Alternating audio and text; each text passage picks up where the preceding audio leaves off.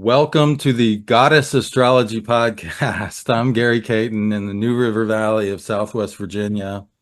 You can find me on the web at dreamastrologer.com. And yes, you heard me right. I'm invoking the original title of my podcast, Goddess Astrology Podcast, that I began back in 2008. And that's because we're doing a joint or mutual podcast with my Sky Astrology Conference partner and Goddess Astrologer Extraordinaire, Andrea Michelle Kennedy. So welcome to the show, Andrea, and thank you so much for having me on yours. I'm excited, Cary. Thank you. This has been a while coming. I know we talked about something at the Sky Astrology Conference, Yeah, um, and I'm just really stoked to be doing this with you. So, yeah, me too. I was so proud of the work that you did there, and I really wanted to express how just it feels so great to see people becoming more themselves, and I can really see it in what you're doing, and it's mhm. amazing. Thank you. That's an honor from you because well, you're one of the top astrologers, if not like the handful of three that I consider a true Yay! I love being mage. part of threes. Yeah, exactly. That's right. Thrice Great Homie, as we affectionately call each other. So, but yeah, it was really interesting, just as a fun aside, that we discovered we were not only born in the same Chinese astrological year of the monkey, but we're also Jaguars, the day sign of the Mayan Yep. calendar, the Solcan, and we're also um, what are we? Oh, we both have Mercury as our Mutant. So Yeah. there's that So thrice thrice great, great homies. thrice great homies. Yeah, I love it. Monkey, Jaguar, Hermes. Yeah. Hermes, exactly. Woo! Woohoo! It's kind of doubling down on the monkey part, I think. It But is the doubling down. Jaguar's enough to kind of woo, chill it and deepen it, right? So Deepen it. that it's not just like you. Exactly, exactly. So good.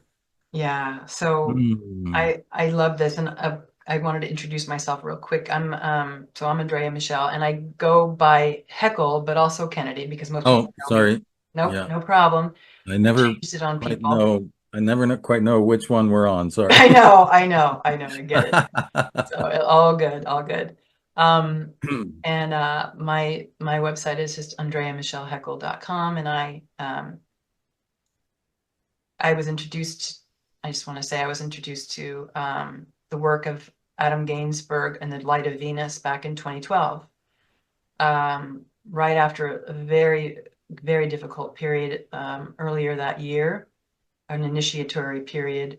Um, and I was so grateful to find that depth of work because astrology had been coming in for me, but I hadn't really found a teacher. I hadn't really, and Adam was the first person that like was transmitting something that I'm like, wow, there's something really deep here.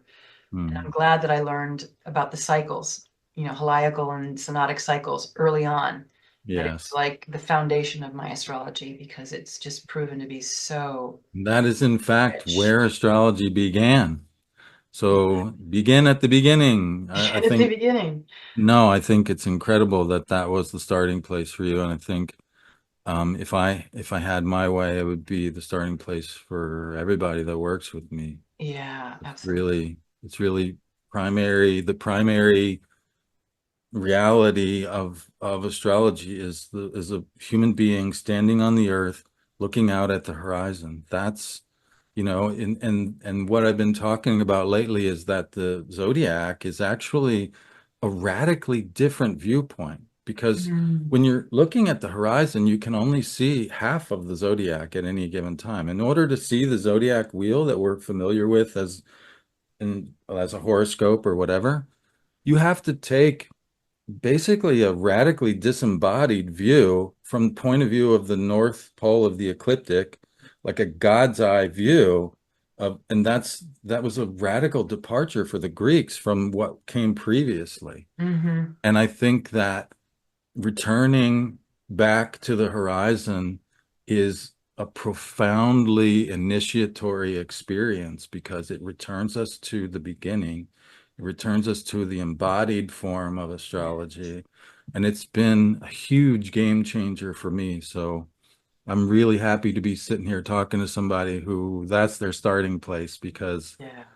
I feel like that's something that can be a profound um, experience for people, and I'm hoping more and more and more astrologers get that experience. Hmm. Kind of like a mission for me at this point. Yeah. And I love what you're saying because it's a uniquely human perspective. Yeah, Can't forget our humanity and yeah, our viewpoint. Like, and the beautiful kind of the like the edge walker that we are as human beings, to remember the greater context of ourselves as beings beyond, before our earthly incarnation, but through the lens of our earthly humanness, which includes yeah. everything. Hmm. And it's anyway, yeah. So I just I Sorry love. if I cut you off on introducing yourself there, but No, it's okay. It's you're good. talking to an Aries. I'm going to butt in now and then. Okay, I'm getting more of my Aries on too recently. But and that, we can speak a little bit. I know we talked before we started recording about we both had very recently new initiatory, you could say, Hmm. experiences. And as we know, an initiatory experience is an ongoing process, right? There's a seed moment or moments or time period, and it's then our marching orders, you could say, for a time. And we Hmm. develop in even greater context and embodied reality of it. And so Yeah. walking it like you did on the Camino, Hmm. and that's the beginning of it. That's kind of like your devotion to what you Hmm. received and making it happen. The Camino is kind of like you wake up every day and you do it. That's the devotional nature, right? Yep. So if you have anything you wanted to share just around that before. Ah, I mean, first of all, thank you so much to Olga Weso, Mm. my student of my student, Paloma Todd Montes, and thank you so much to Paloma for translating the Venus material that Adam gave to you and I gave to Paloma, and she translated it into Spanish, and so many people are Wow. vibing with this material now in the Spanish-speaking countries all over the world. That in itself, like, incredible, right? And then to celebrate that with Adam in Barcelona, all four of us together, it's like I can't even begin to describe what that was like. I'll say this. I set a new personal record for hugs that day. Woohoo! Yes, there was like 70 people there, which is really good Wow. turnout for an astrology Yeah. event, even in the States. Wow. Um, and I think I hugged at least 60 of them. Yeah, because it was just felt so good. And the other thing that was really cool for me is I've been giving astrology talks for a long time, and people frequently come up to me afterwards and say, well, this or that thing you said had an effect on me because blah blah blah. And often, it's like intellectual or stuff or whatever. But this time, everybody came up and just said, I really could feel you. Mm. And I was so proud of that I was, because the event was centered around like honoring the elders and the transmission, and honoring the new people who are taking up the torch. And it was about community and feeling. And so I was like, yeah, like I managed to drop in on that level clearly, because people were telling me all the feedback was like, I could really feel your heart. And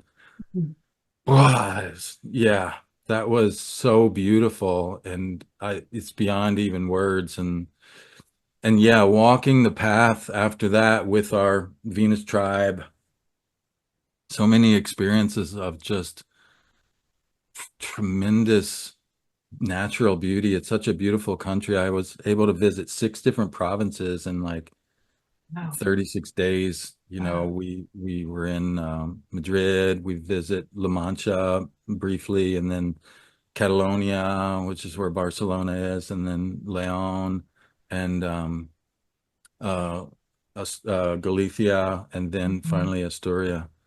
And everywhere, like especially the mountains, for some reason, like I didn't realize Spain had those kind of mountains, and Mm. I pushed myself up many of them, and and yeah, like being like arriving at the top and just this this vista must be maybe the Aquarius in me. I've always felt like home. It's a place you can't stay though. That's the weird Mm. thing about it. It's like it's the place I probably feel the most at home are these vistas, these high vistas, but it's not a place you can stay. It's just this brief feeling of home, of belonging. Mm. Mm. And it's so overwhelming. Like if I try to talk about it, I just start crying. Mm. It's like, You're emanating it, Gary. You don't need to say a word. Exactly. ah, Yeah. But you're carrying that so belonging with you. That's the yeah, beauty. Yeah. yeah. Yeah. And and it was experiencing that like from across an ocean, across a cultural barriers, across language barriers, like I've experienced that obviously plenty of times, here in the Blue Ridge Mountains, especially even out in Colorado, but to experience it like across so many borders and boundaries and stuff. Yeah, I think I'm going to be integrating that for a long time, actually. Yeah. Mm, Oh, wow. Wow, I didn't realize you'd been to so many different parts of Spain. That's cool too. yeah, yeah. We packed a lot.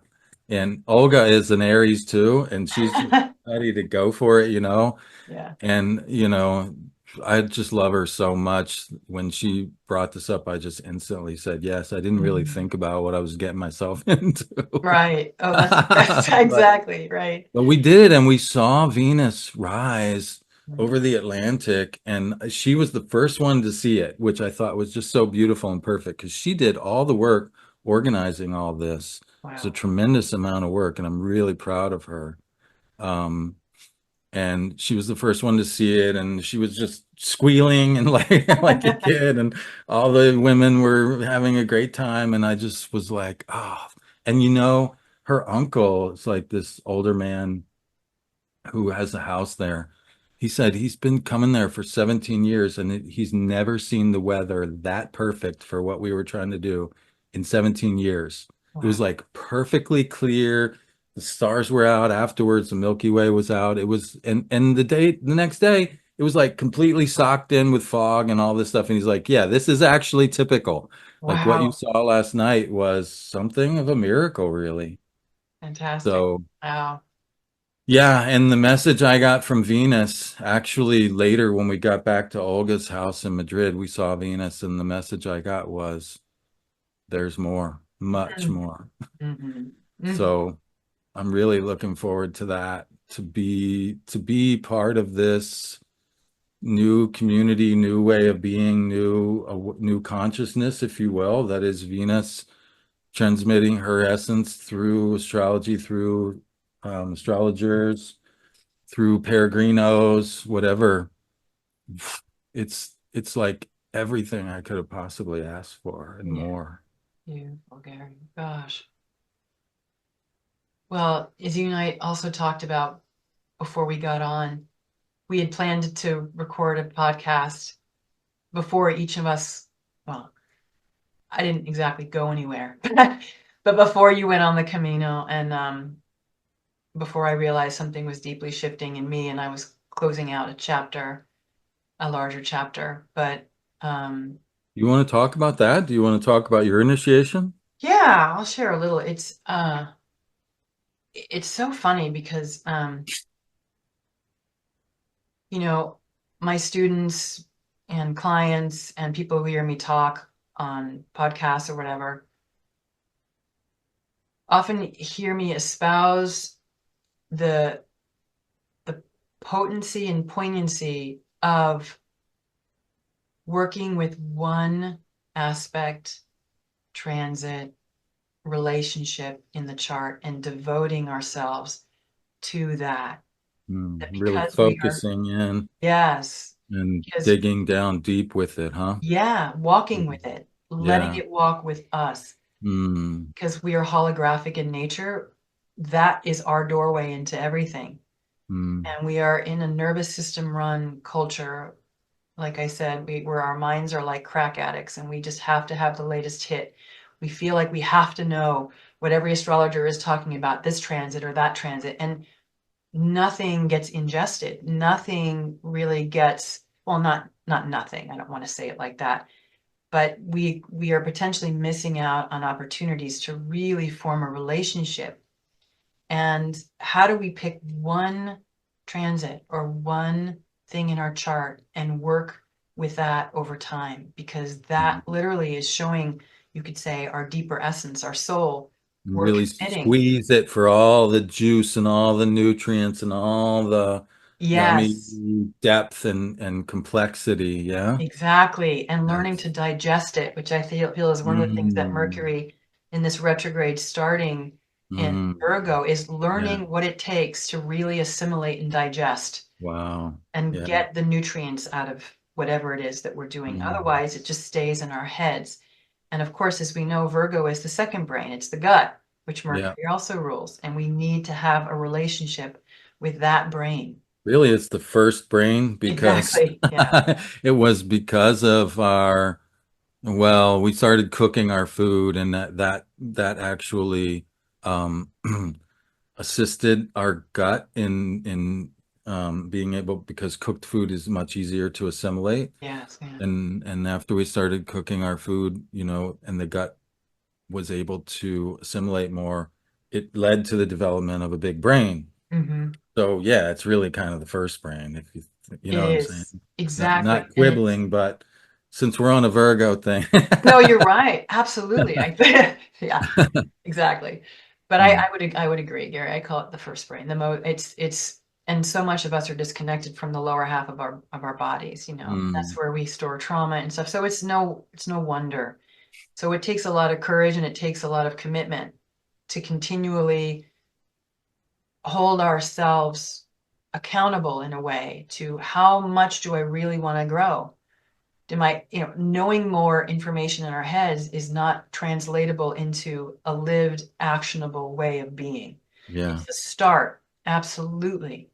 But yeah. if we stay there and we don't go into the actual assimilation and receiving, and that's what I love about retrograde loops too. They're open-ended. It's kind of like a space, like Mercury is Mm, creating a space. Even the Z's, they're open-ended, especially. It's like, how do we give ourselves room to stop and not have to keep going linearly? That's the beautiful yeah. thing about Mercury is like it's the linear mind, but also not. That's the paradox that Mercury is. Mercury, I love your story about you bring it like Mercury walked backwards. Like one of the first things he did after his birth was go backwards, right? It's just like, is Mercury for, linearity or is he not? Well, he's both. He's the Yeah. capacity in us to hold both polarities, to not Mm, have to stay in the either or paradigm. yeah. So one of the things, this initiation, I guess you could say, the closing out of one chapter and the opening of another is with this Aries solar eclipse that happened in April. There Mm, were a couple of things that were closing out for me, a longer term mentorship program that I was in for a long time.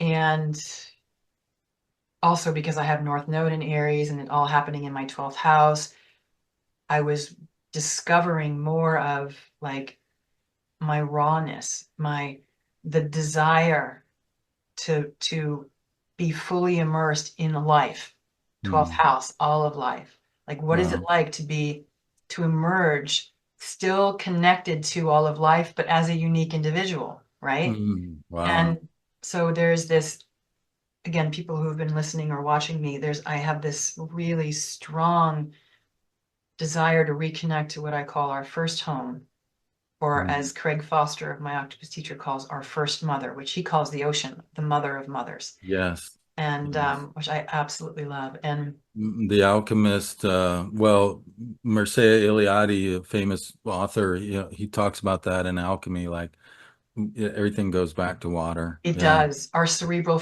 spinal fluid is Yeah. like very similar to the ocean. Yeah. Exactly. Yeah. Everything comes out of the ocean.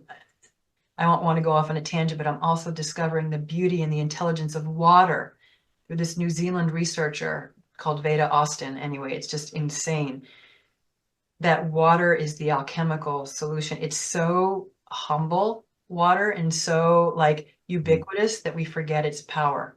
And that's what makes it Yeah, powerful, is because it's not extremely ostentatious. powerful. Yeah.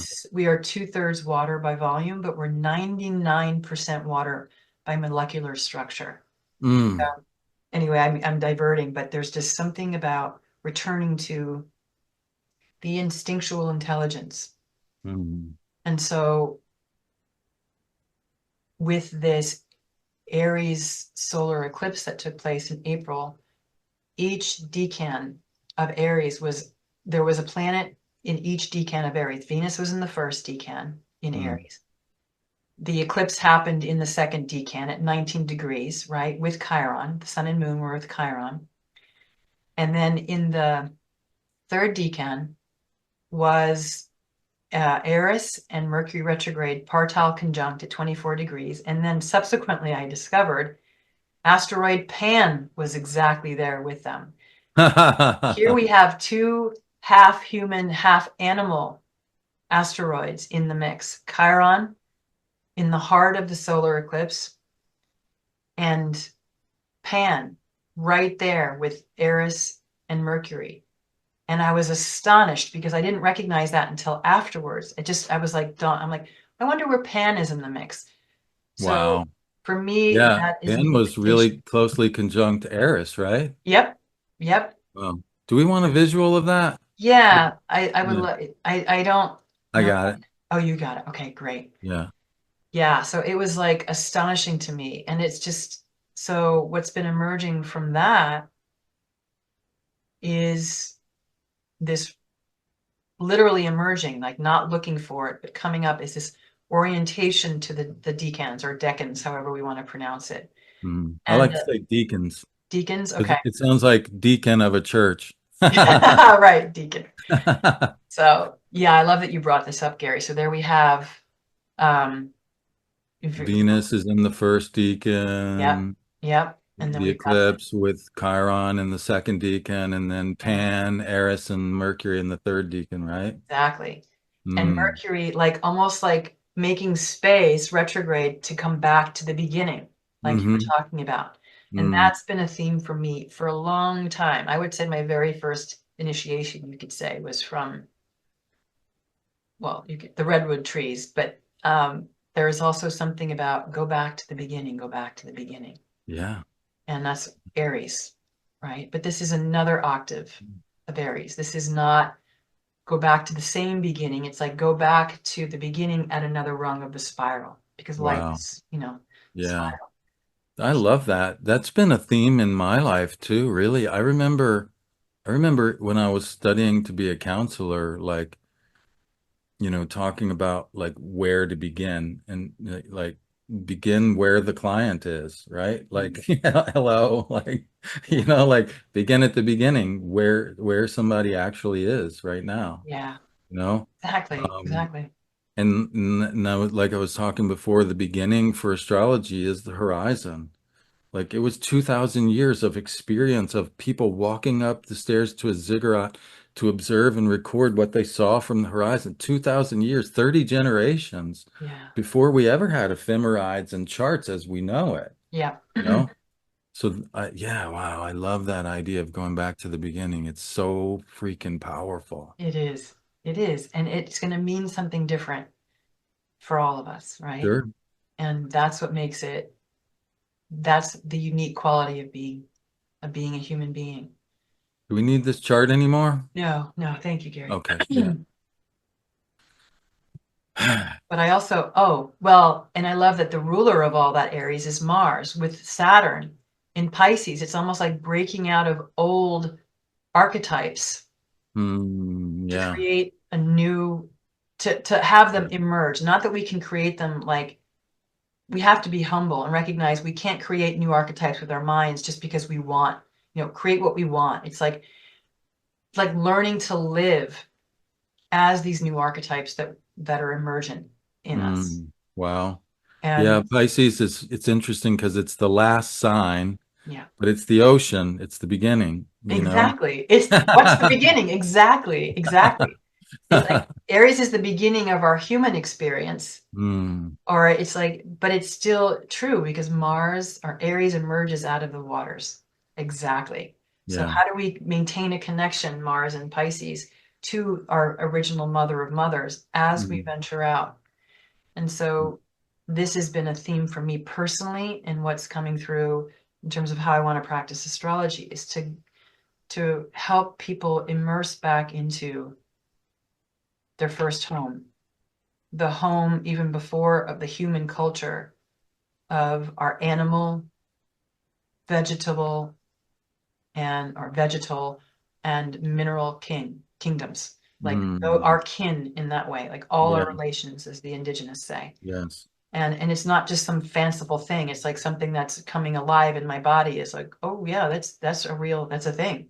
Yeah, I And love it. Yeah, I'm working with some people right now, with the magic practice that I do, and I love like starting out with people and they're like, okay, I want to study magic, and so what do I do? And I'm like, okay, let's look at your chart and figure out, where the Almutin is, and okay, pick a stone that's associated with that and form the stone as your teacher, and starting there, starting with very this good. Yeah. with the mineral kingdom, like this really deep connection with, and understanding that, yeah, it's a chain of correspondences. Like there's a mineral, there's a plant, there's symbols that we can get to the mental stuff later, but starting at the beginning with the mineral kingdom, wow, that is so rich. Yes, Yeah. absolutely. Because there's wisdom, there's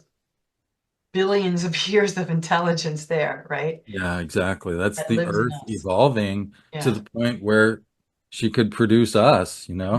Mm-hmm. Yeah, yeah. So That's alchemy. it That's is the original alchemy. alchemy. Yeah, Exactly. And if we remember that Mercury traverses all the realms, the only one of the gods that can do that, yeah. right? Yeah. So yeah, I love it.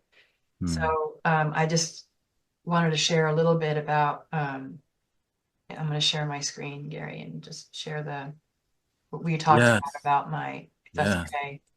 The please. I love this. So, um, yeah. yeah. Maybe Andrea, before we come here, do you want to Mhm. talk about um do you want to talk about like your work with Eris and the other Ah, goddesses and the event you're going to do in Mexico City oh, sure. Thank you. briefly?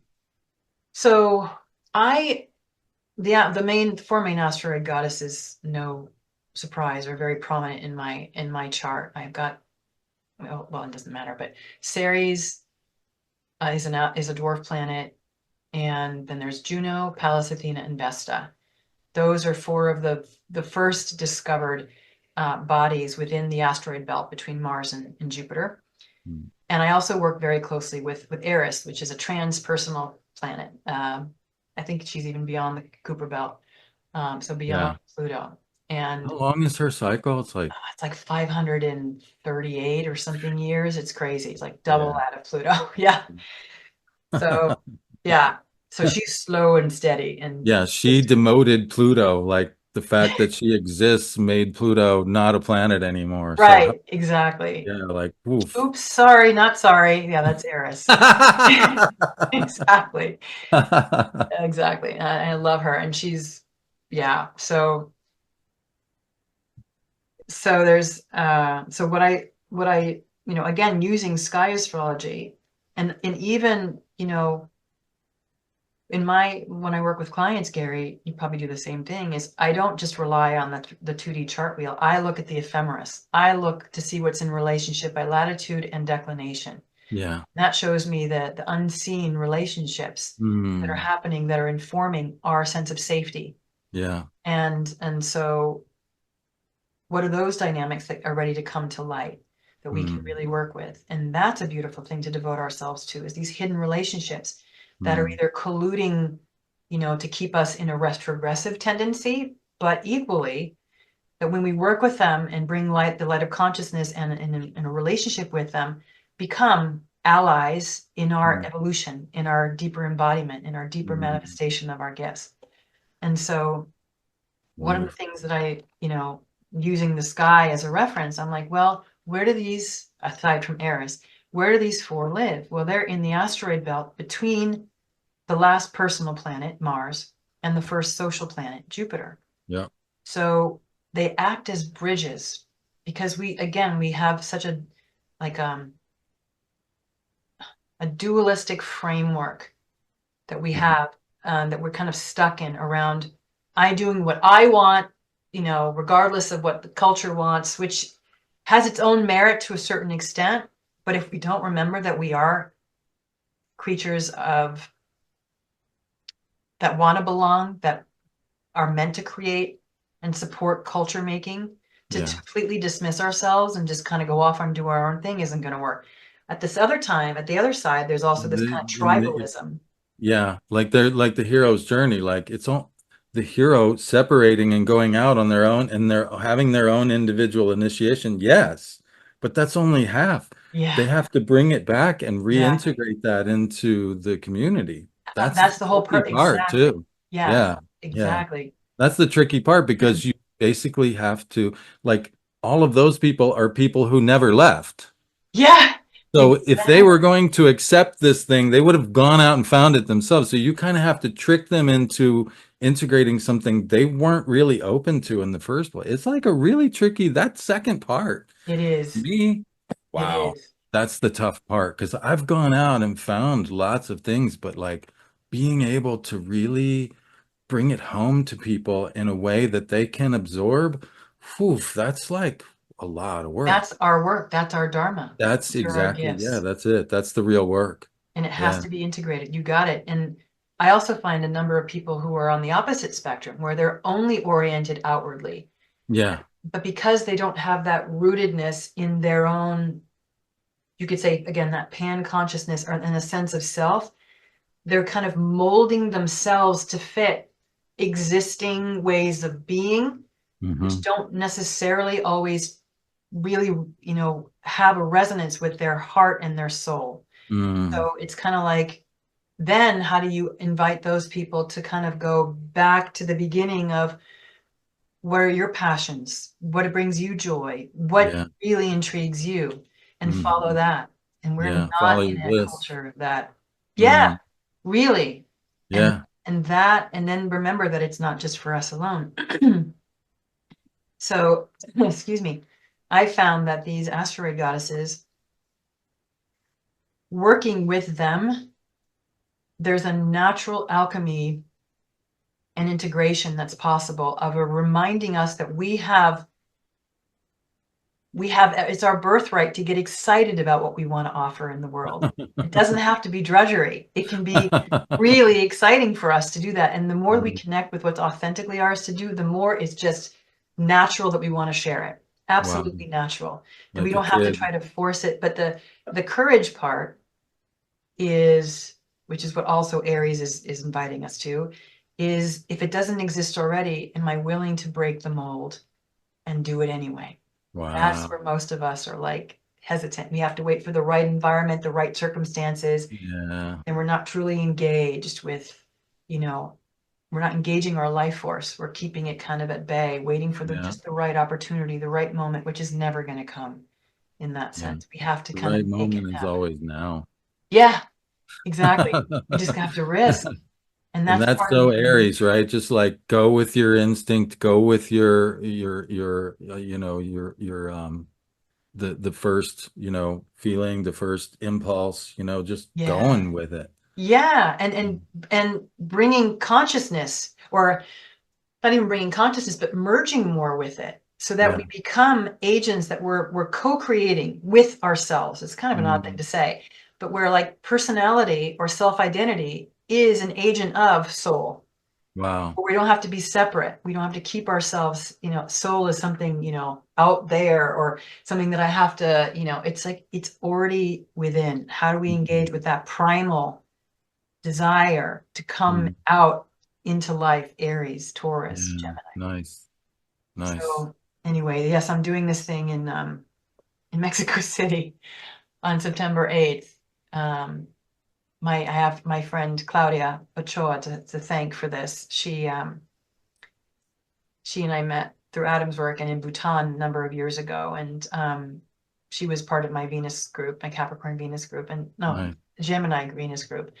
And she asked me, I told her, I know she lives in Mexico City, and I told her I was coming back, and she asked if I would be willing to do a teaching, and I was there, and I'm like, sure. So she's helped me organize everything, and So it's wonderful to have it people like is. that. God, Yeah, it's such a blessing.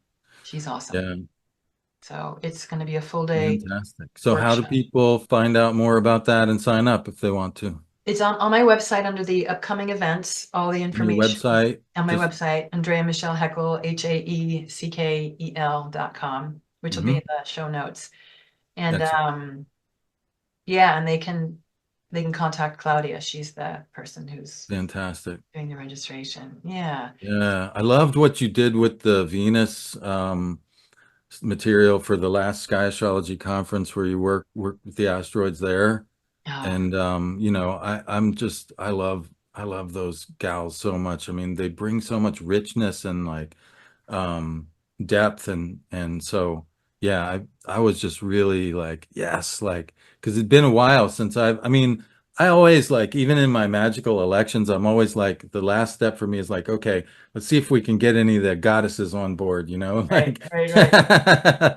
and like I'm still, but it's been a while since I had like a lot of work going on with that. And so I get kind of like I forget what you call it, like living vicariously when I see people like you doing that. I'm just like, yes, Right, 'cause, right.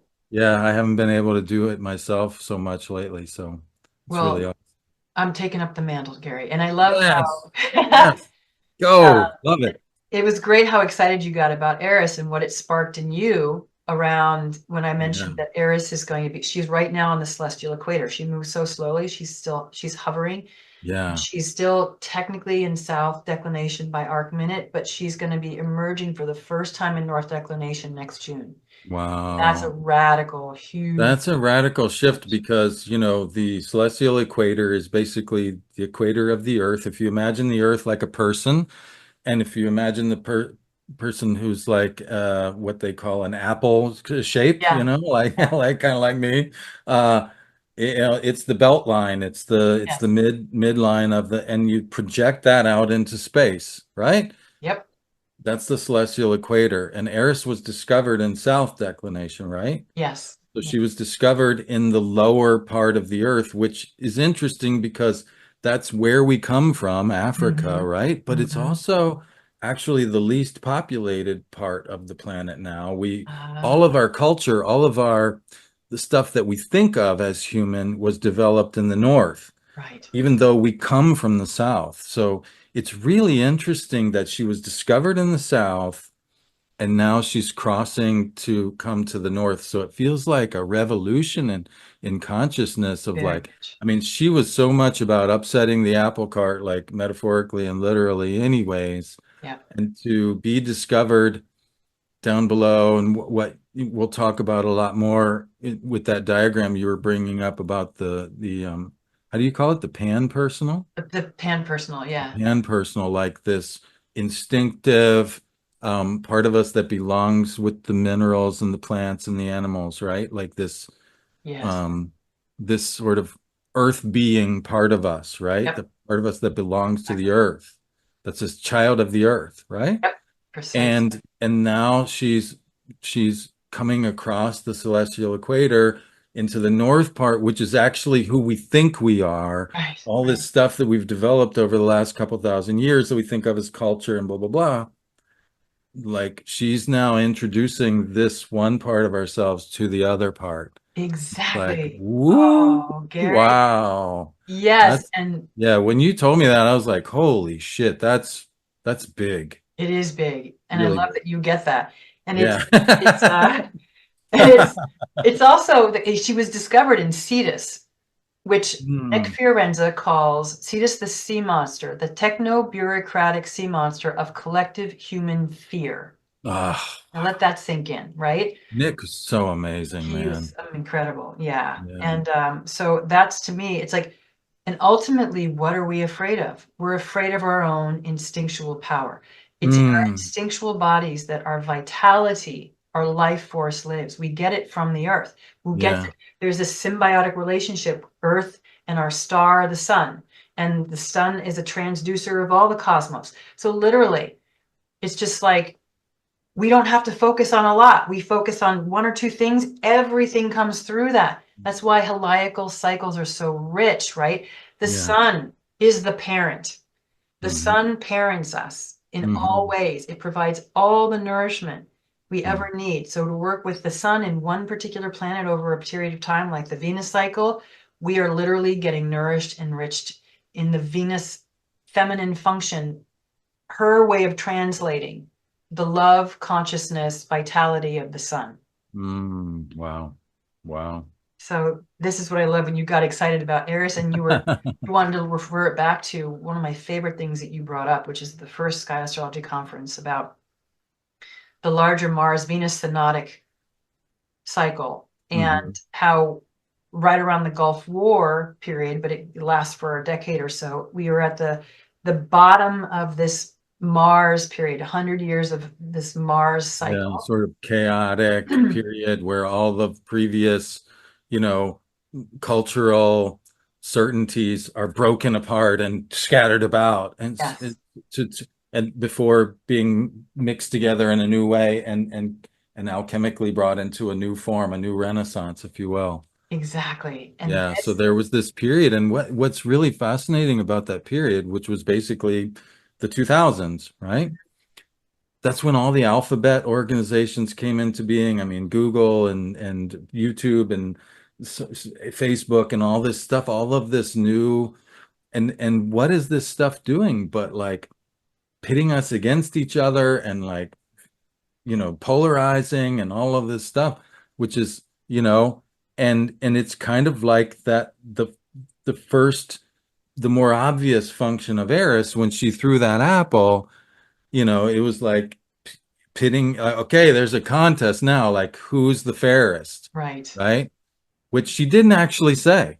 She just said to the fairest, right, right. right? But then the question becomes, Yeah. who's the fairest, right? And so this primal splitting apart into these polarities that Yes. is that like and I mean, this is something that isn't mentioned a lot either, the polarity of like Homo sapiens versus Homo neanderthalensis, like early competition, like we cohabited Europe with another human species for 30,000 years.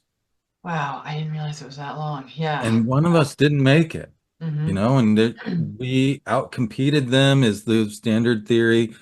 There was some interaction back when I was like taking anthropology classes in the late 80s. They were still trying to say there was no, Right, right. sexual, no significant interbreeding. And I'm thinking to myself, dude, come on. And then the movie Quest for Fire comes out. Do you remember that one where Yes, yes, the yes. Homo sapiens and the Neanderthal lady are, well, no, the Neanderthal guys and the Homo sapien lady, they're going at it.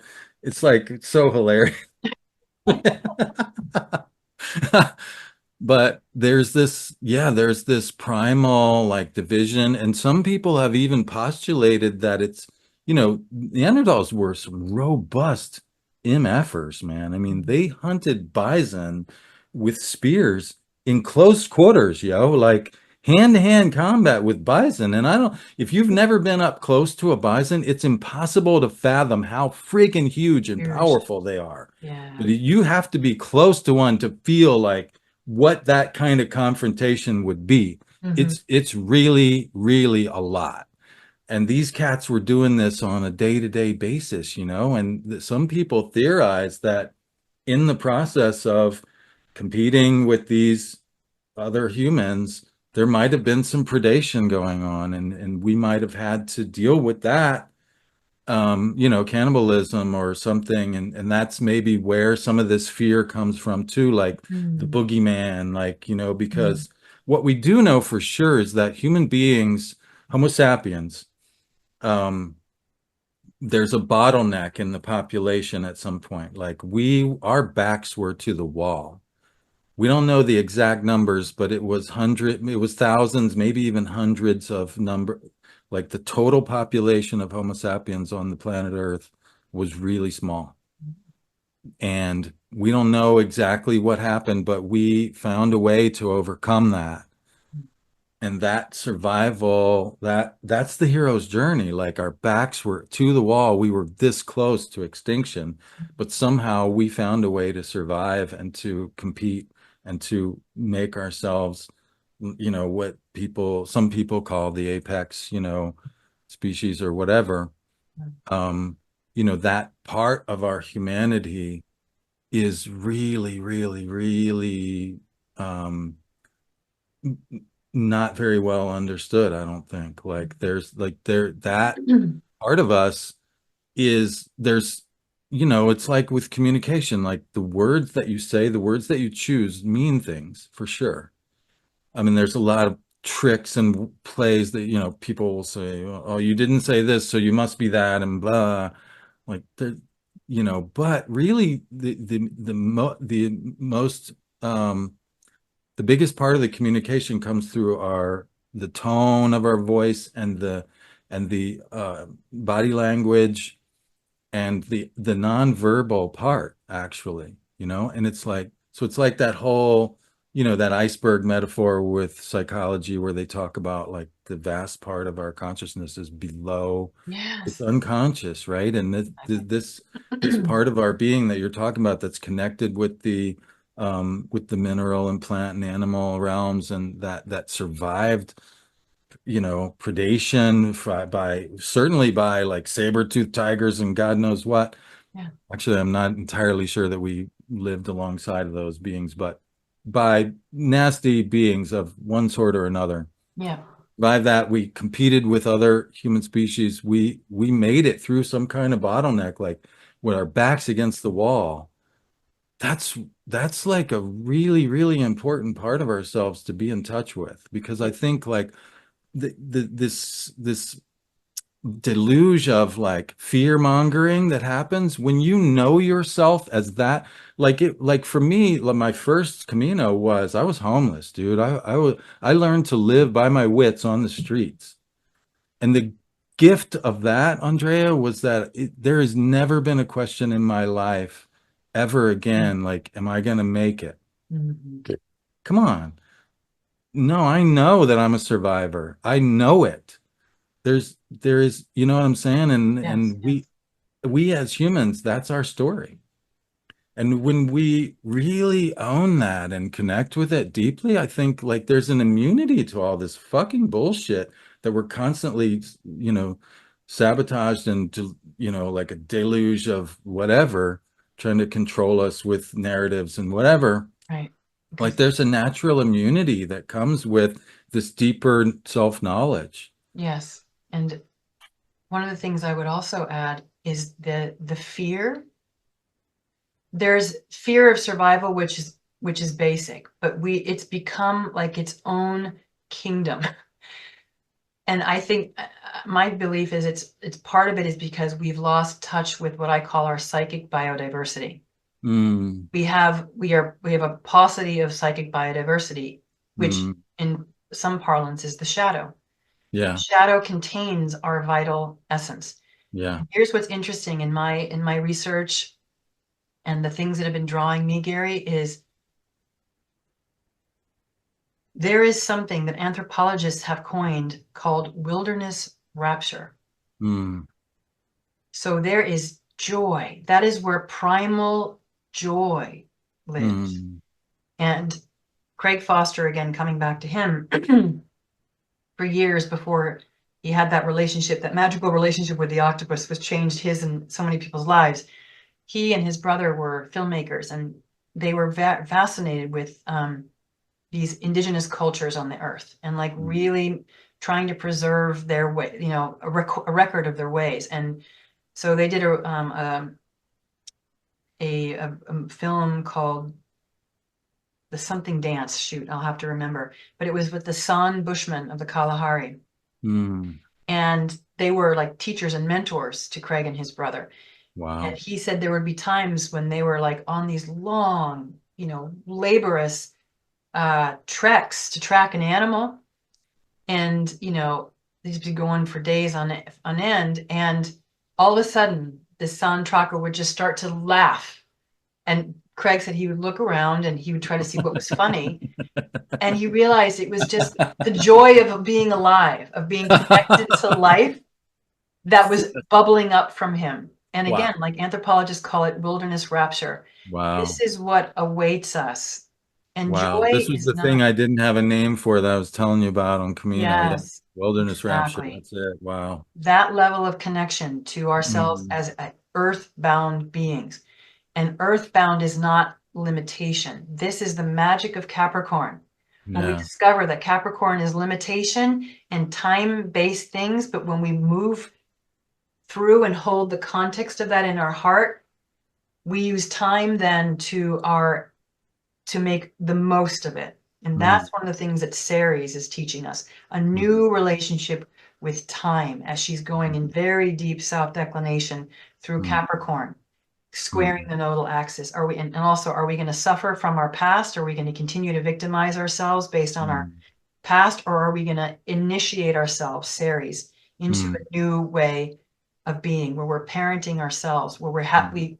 we honoring and grieving how much we have outsourced others, whether it be parents or teachers or communities even, to find our sense of ourself and really come back to what is mine to do here, Mm. to be engaged with all of life in that primal way first. Because for me, when we find our sense of belonging in the larger sense, then relating with our human kin, we don't need as much from people. There isn't as much emotional neediness or contortion or Wow. controlling, because we are already situated in our first home, which is Wow. the earth, which is our Yeah. greater family. And then we Yeah. can build human culture from that. That's what the indigenous Wow. wisdom is all about. Wow. Yeah. Somehow that just happened for me, like naturally, instinctively, like going out and hitchhiking around the country and finding that part of me that was like, I remember being on the side of the road, like first thing in the morning, and there's nothing but me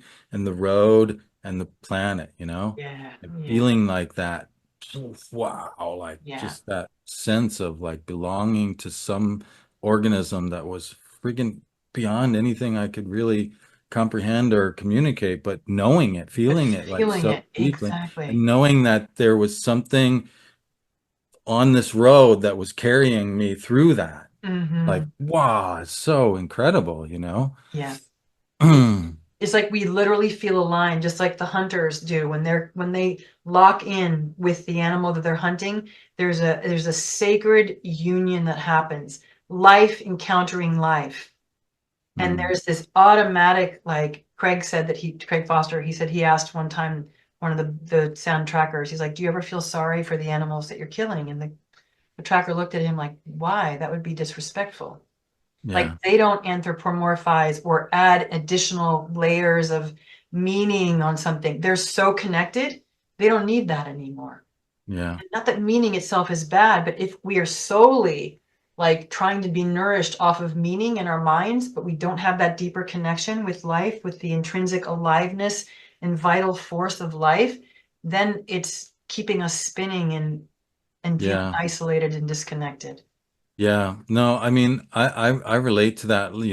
I eat venison from the woods here on my property, and um, yeah, like there is, I wouldn't exactly call it sadness, but there's a deep reverence and awe and respect right after you kill Yeah. take a life, and there's a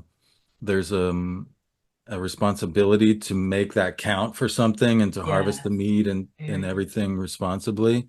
Um, but I really get the sense like I'm sure they're aware that I'm hunting them, Mm-hmm. and yet they coexist with me. I walk every other part of the year. Besides hunting season is a very brief part of the year.